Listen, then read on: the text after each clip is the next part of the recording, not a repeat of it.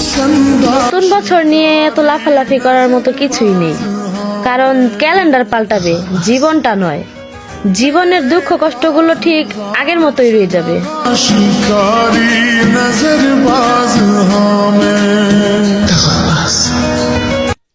নিজেকে ভালো রাখার ও পরিবারকে ভালো রাখার চেষ্টা করবেন।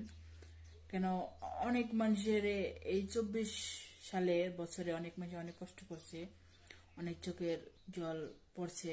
আল্লাহর কাছে দোয়া করি যেন এই 24 সালটা গেল, 25 সালে পড়লো, 25 সালে জানি সবাই জানি ভালো থাকে, তারপরে যেন মানুষের খারাপ না হয়। আল্লাহ জানি সবাইকে ভালো রাখে, দোয়া করি।